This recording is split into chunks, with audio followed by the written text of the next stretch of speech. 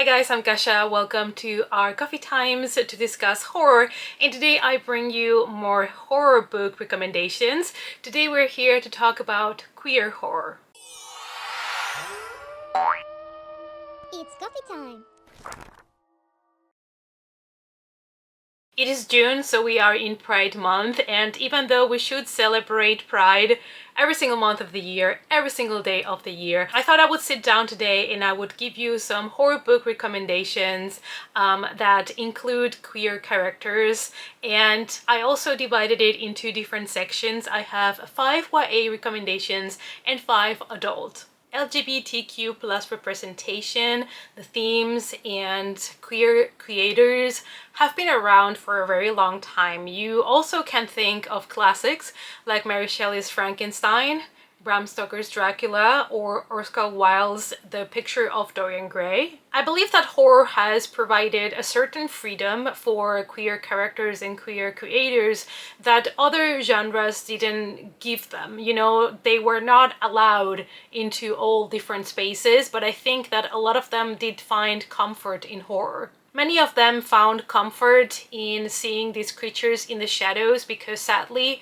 they could identify with them, you know, these creatures that don't seem to fit in, don't seem to have a place, don't seem to be understood by the rest. And there is a very interesting nonfiction book on the topic, and I'll let you know which one it is in case you want to check it out and get more information. It is called Monsters in the Closet: Homosexuality and the Horror Film. Horror stories tap into the fear of checking under your bed, checking the monster in your closet, but being scared to do so.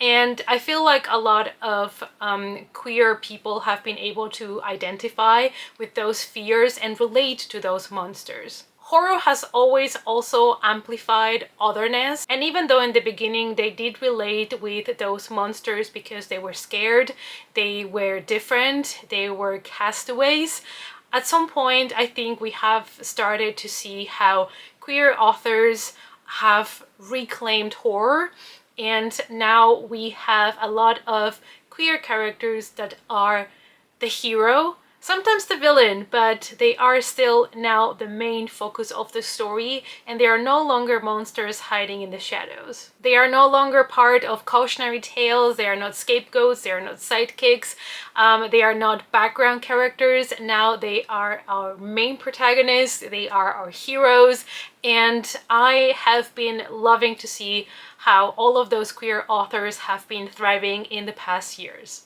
The majority of people love horror because we love to be scared, we love to tap into our fears, and I think it's going to be really interesting to keep reading more and more stories by queer authors because their perspective, their characters, and their stories are going to be very different. Even though there is a lot of room still for improvement, obviously, I am really happy to see that many queer authors are finding their way in the horror publishing industry, and I hope that publishers as well as readers keep supporting them so that we keep getting these amazing stories. And now without further ado, I'm going to give you 5 book recommendations that are YA horror and 5 that are adult horror.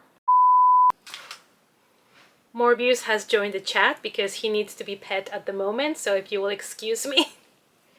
What do you see?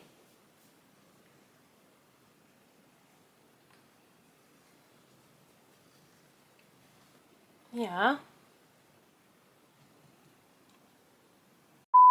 16 Souls by Rosie Talbot, and this is YA horror fantasy paranormal. We follow Charlie. He is 16 years old and he has, you know, the typical teenage problems, but on top of that, he is able to see ghosts, and some of his friends are actually ghosts. The problem now is that some of the ghosts are starting to disappear, and Charlie doesn't want to get involved. He doesn't want any problems, but then one of his really good ghost friends disappears, so now he needs to start investigating to figure out what is happening with the ghosts and why are they disappearing now. On top of that, he just met Sam, and Sam is new in town. He also can see ghosts, but he has a very completely different approach.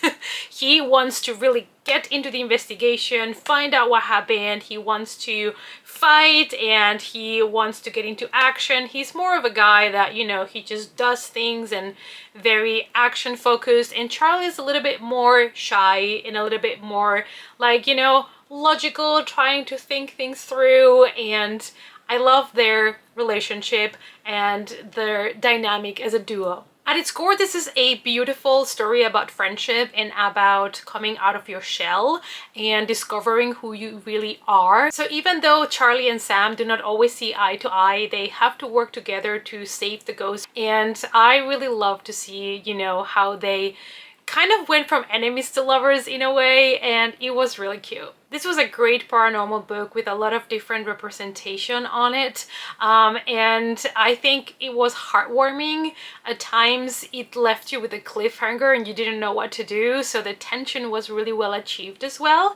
And this is a trilogy. The second book is already out, and the third one I believe Rosie is currently working on, and I think it's going to be a prequel, so you can also get excited for that. Dead Girls Walking by Sam Ellis, and this is a horror thriller inspired by the horrific nature of Black fears and the culture's relation to the supernatural. A shocking, spine-chilling YA slasher horror, and it's compared to Friday the 13th and White Smoke. We follow Tempe, and she is well known because she is the daughter of a well-known serial killer.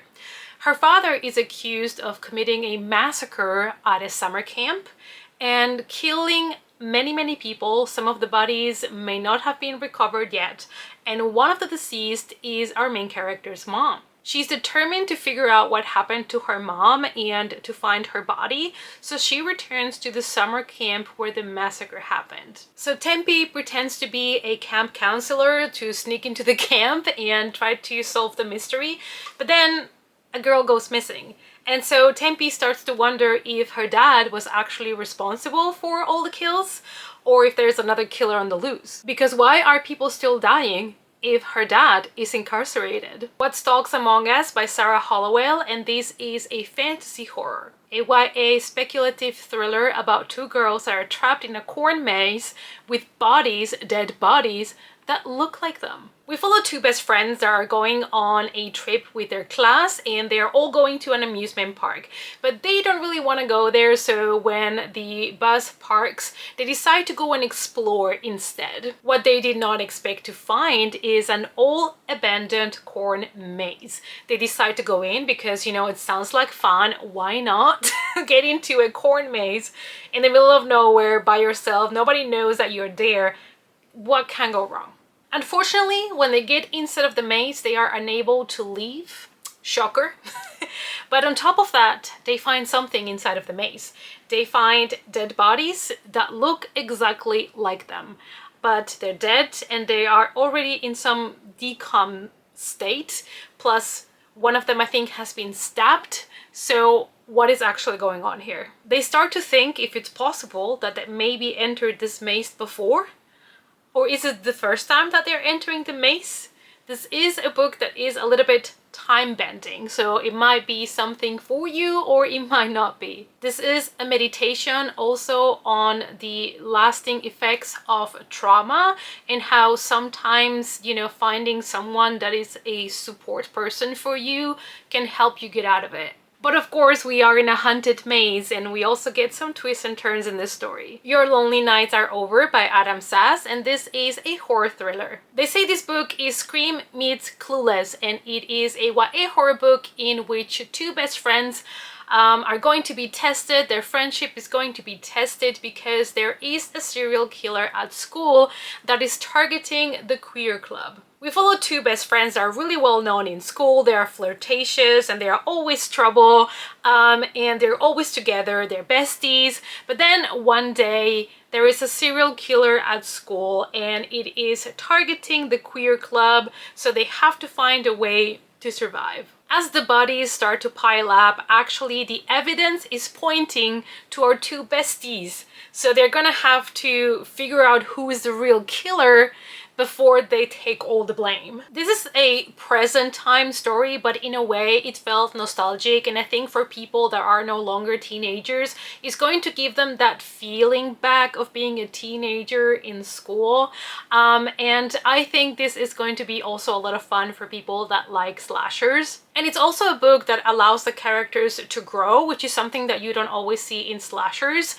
So that's also a bonus point. We mostly come out at night, and this is a horror queer anthology, and that's what I wanted to mention it as our last option, because here you have 15 different tales, and you're going to be able to discover different authors, and you might find a new favorite. This is a YA anthology that is really important because it's highlighting trans and queer authors, and it's giving a spin to the classic monster story. So these stories are talking about what it means to be a monster. These are stories about the power of freedom and standing up and just being who you are. These are stories about self-acceptance and resilience, stories of love and empowerment, and you're also going to have a mix of classic monsters and new ones.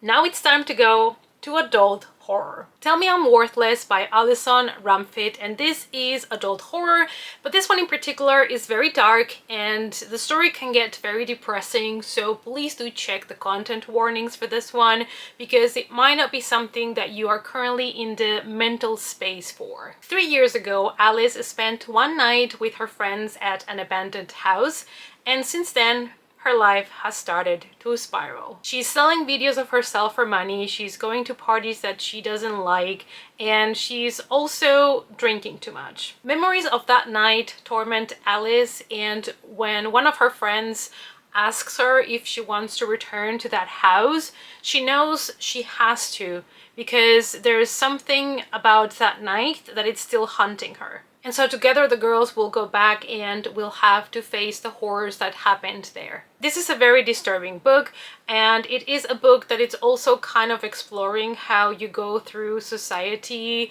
with the way that certain people are being treated and judged. It portrays the hate-filled society that we live in and how our characters have to make their way through all of that. But it also has scary elements in the more traditional way, and it feels like this place is haunted. This is going to be a great book for people that are looking for a very, very different and disturbing take on the typical haunted house tropes. And just keep in mind that this one is quite depressing though. This has graphic content, it is disturbing, but I really appreciated that this book was also own voices, and it explores what it feels like to be trans in the current culture. Into the Drowning Deep by Mira Grant, and this is horror that also touches sci-fi, and this is a little bit lighter than the last one, but it also gets dark. 7 years ago, a ship wanted to make a mockumentary on mermaids, and they went to the sea to make fun of mermaids, but then sadly the whole crew was killed. There is only some tapes left of what happened that night, and you cannot really exactly see what happened, but apparently they were all killed by vicious mermaids. Some people think these tapes are a hoax and that this has been staged as part of the mockumentary, but years later a new crew is sent to the same spot where the other ship perished to see if they can figure out if the mermaids actually exist or if it was actually a hoax. So this new crew that goes to investigate, it is a proper crew. It's not just the film crew for a mockumentary. We're talking about scientists and security, so they are a lot more prepared. Or are they? I guess so they thought. The book is told almost in diary entries of what happened, almost like captain's logs, and I thought that was really interesting. Plus the characters were really well fleshed out, taking also into consideration that we had multiple characters in the book.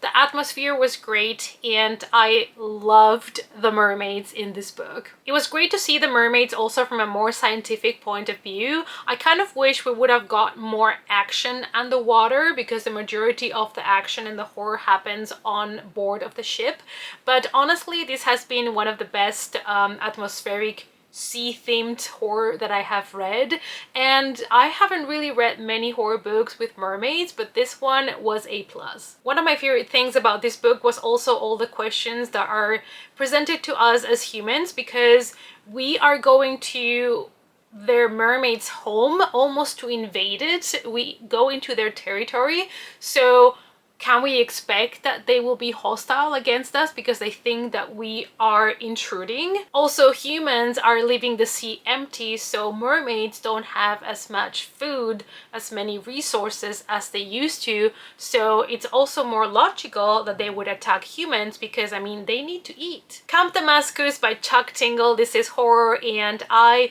recently got the book because I have been hearing so many good things about it, and it's also a new release, so I thought I would mention it here so that you guys can give it a shot, because the friends that I know that have read it have absolutely loved it. This is Chuck Tingle's debut when it comes to horror. His other books have been completely different. They are weird erotica books, and I mean weird because they involved objects and dinosaurs and I mean, you can research if you want. In this book, we obviously find ourselves in Camp Damascus, which is a conversion camp that is very popular and has a very good successful rate. So the parents send their kids there to convert them.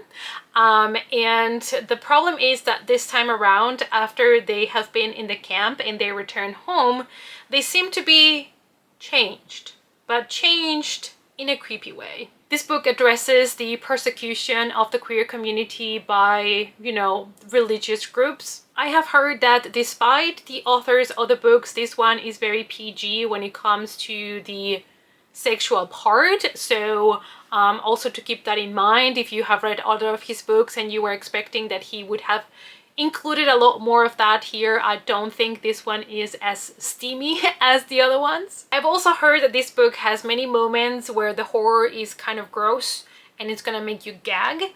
So I guess, you know, achieved what the author wanted to do. I'm really excited because I don't know what to expect from this one, but I don't know. I'm going into it very optimistic. And with an open mind, and we shall see. His new book is also coming out already this year, which is Bury Your Gaze, I think it's called, which is another one that I'm really excited about. So I think I should try to prioritize this one before the new one comes out. Let's talk about An Education in Malice by S.D. Gibson, and this is a horror gothic fantasy romance goodness. And honestly, I had to include this here because it is one of my favorite books of the year and I'm obsessed with it. So I had to include it. The story is told from two different perspectives. We have Laura and we have Camilla. So this is obviously a spin on Camilla's original story. And so the two girls come from very different backgrounds. Laura has had to fight to get a space in this school because her family is not rich or anything, and Camilla just inherited a lot of money from the family and she can afford to go to this school, so they are very, very different. The girls go to the same classes and one of them is a poetry class, and Camilla has always been the best in that class, but then Laura comes around and she starts to get a lot of praise from the teacher, and Camilla gets very jealous. That is why when they meet, Camilla is not a fan of Laura, but Laura really likes Camilla. This was a great atmospheric dark academia book that merges really well with vampires. I really love the combination of the two, and I really love to hear from both points of views from the girls and to see how their relationship developed. I also feel like both characters get a lot of character growth throughout the book and they become different people by the end of it, which is something that I also love to see in books, when you can tell that a character has learned, has matured throughout the book and through the experiences. Vampirism is included in the book, obviously, and we do get a little bit of lore about it, but I wouldn't say it's the main focus on the book. And of course, you guys know I had to recommend you a book by Eric LaRocca, so I'm going to recommend you The Trees Grew Because I Bled There, and these are collected stories. This was originally published as The Strange Thing We Become and Other Dark Tales, and I do own a copy of that, but I believe that one went out of print because he had a new like deal with the publisher, and so they decided to republished the stories under this new name, and it includes amazing stories by him. One thing you need to know about Eric LaRocca is that his books mostly include toxic characters, toxic relationships, disturbing tales, very dark, very atmospheric, sometimes a little bit bizarre, sometimes a little bit batshit crazy, but there is always some darkness in them that really pulls me in, and I love his writing so much. It's very different from everything that I had read up to the point where I got introduced to his work, and I fell in love with it because it was such a different take on horror. And I'm always, you know, encouraging people to try his books, but I also do have to tell people that for his stories you need to keep in mind that there are going to be a lot of content warnings because they tend to be very intense, so it does depend on how much you can take. In this particular book, you're going to find 8 different stories, so I feel like this is a good place to start because you're going to get a really good idea on his writing, and you can then decide if you love it or not. One of my favorite stories by Eric is in this book, and it is the one that follows a couple and their child when they go to a park. If you know, you know.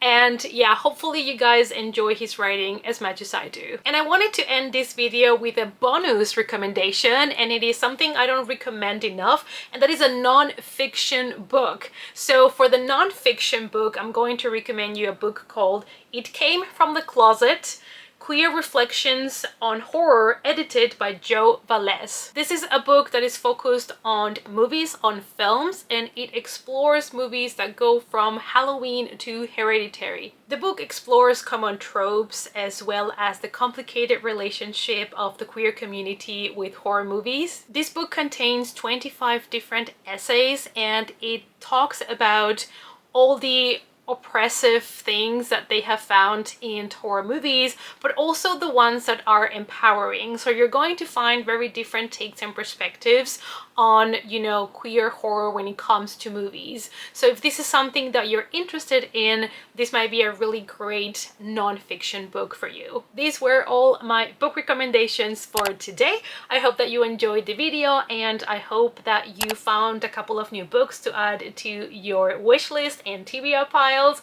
Thank you guys as always so much for watching. Please let me know down below if you have any other recommendations for us. Let's give each other more recommendations in the comments down below, and I hope to see you all, as always, in our next coffee time. Bye!